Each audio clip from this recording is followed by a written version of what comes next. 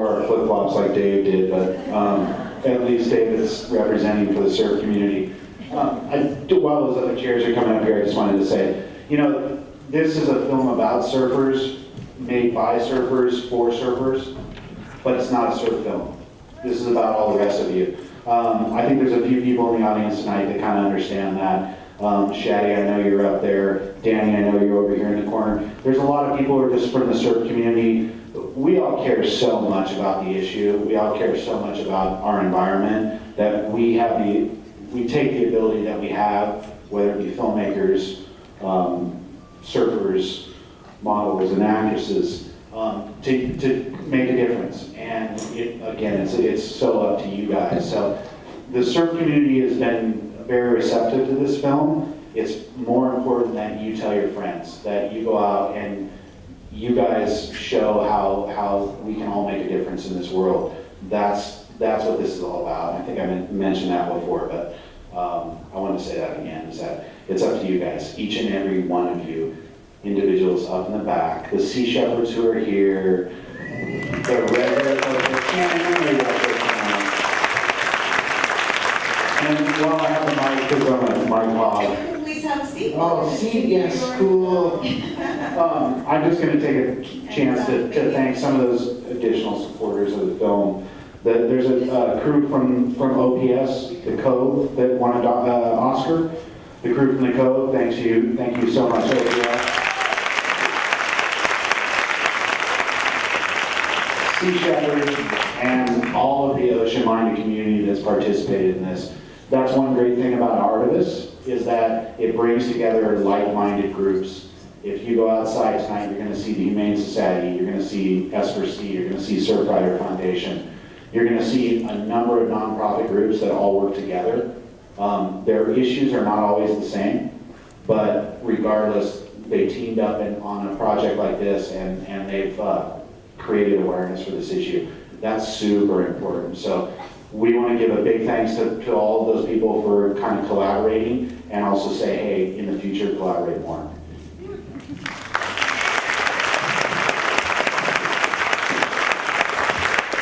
And just before we get started, Justin said something that reminded me of a joke that we have at Artivist. The very first year of the Artivist Film Festival, a journalist from the Los Angeles Times, actually the second year of the Artivist Film Festival, a journalist from the Los Angeles Times came up to me and said, I really love this festival. It's the only place you can get the human rights people and the animal rights people together in one place, and you don't have to call the cops. So it really is about bringing this very diverse advocate community that cares about humanity, animals, and the environment. And there really is no arena where these three incredibly separate yet interdependent communities really have a chance to come together. So we're really glad that you're all here today. And for everyone, make sure that you please pick up an Artivist magazine on your way out. We're going to be here for the next 3 days. We're showing 41 incredible films, and they're all complimentary to the community. So please do support the filmmakers, support the films, and we hope that you will spend more time with us over the next 3 days.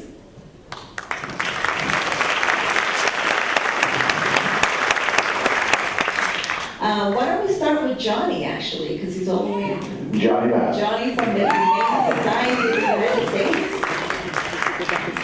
And the first person that clapped, I'll give you your money. So, Johnny, to open up today's Q&A, can you talk a little bit about how you became involved with the film? And what is your expectation for the film now moving forward? I hope the film will save the world. So we like to set our sights high. I guess I got involved with the film about 5 years ago, and meeting a quick funny story. I was working with Sea Shepherd in Australia, and I got taken over to this artist guy named Howie's house, who we saw in the movie. I had no idea who Howie was, but they just dropped me off there. And a bottle of wine later, me and Howie were driving over to Dave's house around the corner, and I showed up at Dave's house, and he had no idea who I was, and I didn't really know who he was. and he didn't really say a word to me the whole night. Didn't really pay attention to me. But at the very end, I put on a video, and he was kind of laying down, sort of going to sleep, and at his own party. And as soon as the video turned on, there was a sound of a whale, and Dave lifted up his head and watched the video sideways the whole way for 5 minutes, and then when it was over, he put down his head. And then I left. I'm like, oh, okay, that was a weird experience in Australia with these trippy surfer guys. And then a few days later, he emailed me and said, hey, you know, I want to collaborate on this thing. I'm putting out this movie, Life Like Liquid, and can I put the video on there? And I said, that'd be sweet. And so I think that's kind of how it got going, and then just met these amazing people. And for the Humane Society of the United States, and especially at the Hollywood office, as you can see, is the type of movie I love to get behind, because not only can you enjoy the experience and sort of, you know, have a nice movie to watch, but it has a higher purpose for me and a higher meaning. And that's the kind of films we're looking to get behind and try to help out filmmakers in various ways, you know, whether that's just research or whether it's actually getting really involved with it. So any of you fledgling filmmakers out there, make sure you contact the Hollywood office and we can help steer you in the right way, hopefully. And I'd like to just give a shout out real quick to some of the people that really are here. There's so many of you that helped made this possible, but Milan, my brother here in the front, and everyone that's constant in the back made this possible, and Johnny P, and Susan B, and a lot of others. So thank you all so much for being part of it.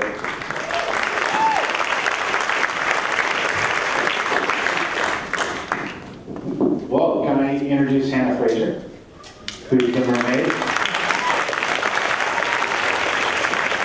Without Hannah, many parts of this project just simply do not get done. And she knows that, but I'll let her speak a little bit more. And if anyone has any questions, please speak up. Wow, what do I do with that kind of intro?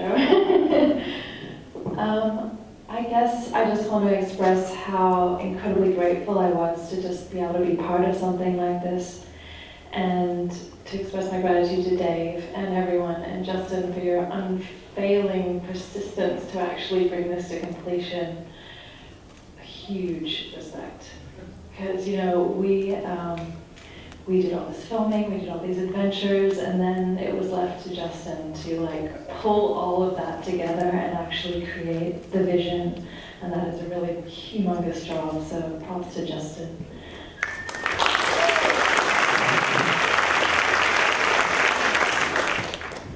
And I guess I just want to communicate that it was such an honor to just be able to hang out with the people that were involved in this. And so I would just urge every single person here, and I'm sure just the people that turn up to this kind of event, you're all involved in some amazing stuff already, but it's the biggest joy in my life to be able to be part of things like this. So reach out, make communities, do whatever you can do, use your passion, your particular skill, and just give it to a cause like this, because you'll be rewarded 1,000 times over.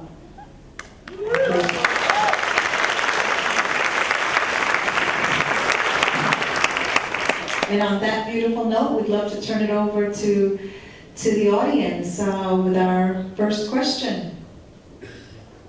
Oh, that's the bomb. I love you, Sandrine. I'll pay you later.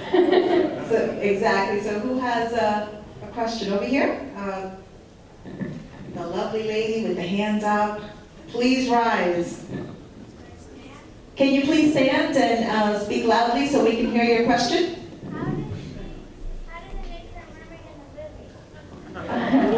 I've been a mermaid pretty much my whole life. I made my first tail when I was 9 years old, and it's been a passion of mine. I've continued to make tails, and for the last 8 years I've been working professionally as a mermaid. I create my own tails. Each one takes about 4 months to make and is individually sewn tiny little sequin scales, and they're very functional and beautiful, and that is my passion, and that's what I wanted to offer to this project. If you throw salt water on me afterwards, you'll find out. Yes, our question right here, gentlemen. How many hours of film were shot and how much editing was done? Whoa. So 5-year project, how many hours of footage? I don't know, hundreds of hours of footage. Obviously you'd see everything from 35 millimeter film in this project to YouTube clips. So it was as big a project as we've ever worked on. I did want to kind of add a note to the mermaid story. Is that very early on when Steve and I first came to Dave and Hannah with this concept, Hannah said, "So what about the mermaid? Like, you got all this stuff for the boys in there. Where's all the stuff for the girls?" And I went, interesting. It takes a lot of different styles to reach everybody, whether it be a surfer, whether it be someone who's interested in what the celebrities are doing, or kids who care about their plastic bags. It takes all sides, and as a filmmaker, it's really interesting to sit back and listen to that, and sort of listen to it from the players who are involved, and to say, hey, how do I incorporate all these very interesting people and these ideas into this film, which is sort of how Isabel got involved. Isabel and I didn't really know her very much until we went to Blues Fest, and we're bringing up the visual petition, and then met her when we came to Japan for the powwow, and found that here was someone who could lend their celebrity in a way that was way bigger than my camera could ever do. So it's interesting to see how you can hear input from other people, whether it be about female involvement, about the mermaid, about celebrity involvement, surf rats, the whole deal. It was really real interesting that way. But I sort of want to know why Isabel's here and why she sort of jumped into a project like this to help out. It seems like, why not? I think, I'm thinking back how I first got on board, and I think it was at the Blues Festival, but about a couple of weeks before, my friend sent me this YouTube video of the footage of what was happening in Japan, and I think it's the Glumber website. Do you remember it? What's it? Do you remember the name of it? That's okay. And I haven't ever seen footage of, I've seen a lot of animal slaughter documentaries about how it works in slaughterhouses, and I haven't ever seen any footage quite as devastating as this. And I just remember thinking, being overwhelmed with not knowing what I could do to help. And at the time I had this audition for a film called Daybreakers, and the character in the film was betrayed by a father and was really hurt and badly done by. And I remember trying to channel the feelings that I had after watching this footage, and I was so emotional and so passionate, and I really tried to bring it into the scene. I ended up getting the part as well, actually, in the film. But then a week later, I was at this music festival and I met Dave, and Hannah and Dave were doing the visual petition, and that was just a small way of something that I could do. And then I kept self-educating about the issue and wanting to be involved in just anything I could do, so I guess that's how I got on board. I don't know where to go from there. No, without people like Isabel, Hannah, Jack Johnson, so many others that have contributed, Red Hot Chili Peppers, so many of people who have contributed and groups have contributed to this film. Maybe the best direction to go at the moment is to find out from Dave. This man right here led us into his life for the last 5 years and led us into a lot of fairly intimate places, and let himself kind of be shown in so many different ways. And he's still sitting here next to me. Number one, I thank him for flying over from Australia 2 days ago to make sure he made it.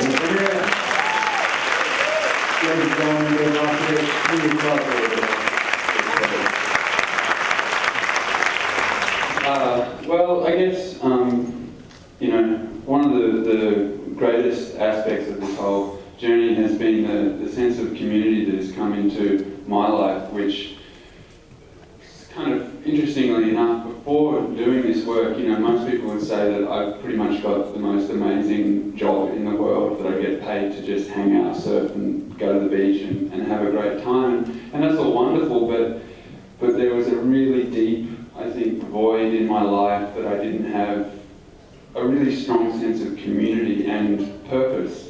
And so I was thinking back then, before starting this sort of work, I was just thinking how interesting that is that, you know, in the eyes of our modern society, I have all these physical things, all these ideas of success have been ticked and I'm you know, on a great path, but it still doesn't add up and it still doesn't like complete this feeling inside me. And then we started moving with this work and all these people here started coming into my life were incredibly talented and passionate people, and then the circle got a bit bigger, and then it got a few thousand people bigger, and then it crossed countries, and now there is this immense feeling of community which is so commonly lacking in every country in this modern era. And so I guess what I'm trying to say is that, you know, like Hannah was touching on how when you give to this kind of work, you get it back, you know,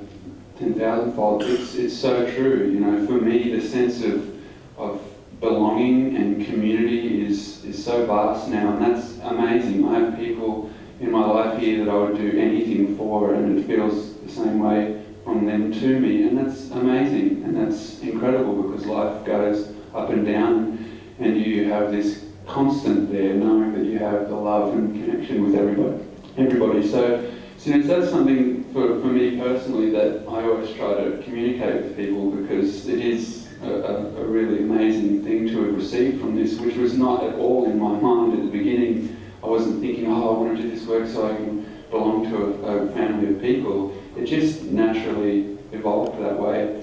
And then also just on a more tangible level, getting to look at where these issues are at now. You know, after we were there in Taiji a couple of years ago, and word really got out in a broad sense through a lot of mainstream media programs and news reports, BBC and all, various other programming around the world. Since then, there's been people via Sea Shepherd and just people on their own wicket going to Taiji and being kind of like watch guards, being there watching the fishermen, monitoring what's going on, putting pressure on them, letting them know that what's happening there is not going unnoticed anymore. And that's something really tangible that's come out of all of this, and is really wonderful. And a lot of what was going on there isn't going on to that same degree now. Of course, the tsunami and the earthquake issues there have changed everything. So it's all up in the air right now as to coastal whaling in Japan, what's going to happen from here on out. But it is a great feeling to just feel as though, you know, an abstract bunch of people like us with kind of left field skills have managed to channel that into doing something that has created some progress on these issues. I don't know if there's any questions from anyone in the audience. Yep. Yeah, actually, Hayden's been back. She went back, I think it was last year, and participated in a very peaceful gathering in Taiji, and she wasn't arrested. She came with a lot of attention on the cove there, and it went very smoothly. As far as going back to Japan, I think I'd like to, but I still am not sure of how I'd be received. There was very interesting things occurred after we left. Every surf shop along the coastline was visited by very, very dark characters and threatening anybody who had any involvement with us. They would burn down their shops if they were working with us. Everything had to be pulled from all the shops, including just surfing posters and DVDs and whatnot. And so there's a lot of intimidation. So I've heard from friends who live there that that's not the case. The magazines have started running surfing images of me again, and it's relaxed a little. but I want to have some really strong reasons for going there. And I think one of those reasons would be that if this whaling, these whaling operations, which are subsidised by the government, if this is going to be continued to be subsidised by them, I think I would like to return, because that to me is a crime against humanity, to be spending people's money, taxpayers' money, on something like this instead of rebuilding their country after such devastation there this year. And that's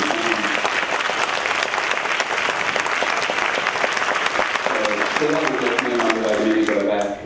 But as you saw with the project, it initially began focusing on the dolphin whale kills in Japan, because there's a really large surfing community there, and my power, I felt, was within that surfing community. They love the fashion of the cool hippie surfer or whatever, and I wanted to test that and see if that was actually true, if they were committed to the actual ideals of what it means to be someone who is in love with the ocean, you know, someone who is daily in the water and with reverence being amongst that environment. And when we got there, we found out that, yeah, people do really feel for their environment and care, but there's other threats and intimidations that have suppressed them from acting.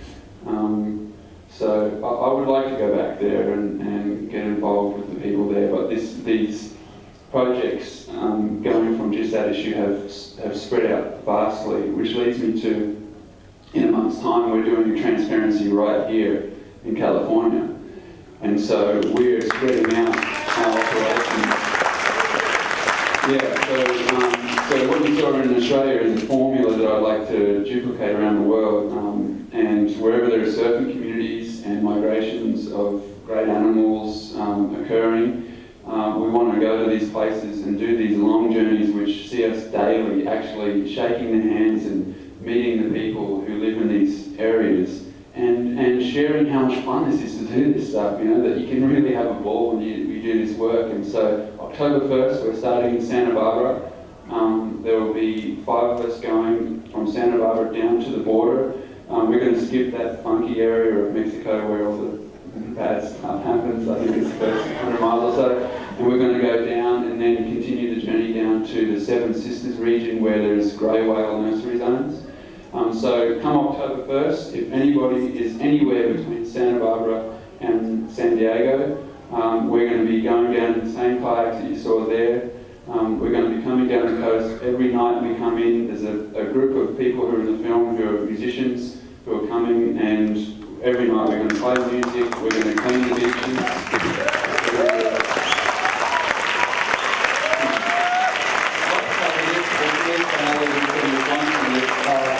We're going to clean beaches and work with local NGOs. So each section of this coast, our intention is to spotlight a group that is working in your local area that might need a little attention, that might need some volunteers, which we could help with, and would also need perhaps some funding, which we will have music nights where we will show this film, have a great big jam, have art and surfboards for sale, which will generate funds for your local groups who are doing wonderful work. So anyone who wants to come along, please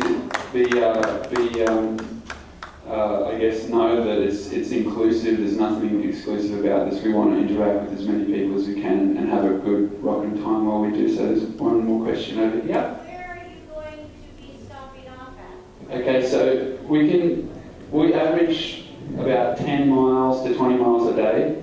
So we're starting in Santa Barbara and we're pretty much stopping everywhere as we go down the coast. If we get a particularly good windy day, we make the most of that and we might skip a couple spots. But in general, you could imagine that from Santa Barbara to the border, every 10 miles we'll be working with people. So transparencyvoyage.com is the site, and of course the s4cglobal.org site, you can check us out as well, but that's where you can monitor our journey.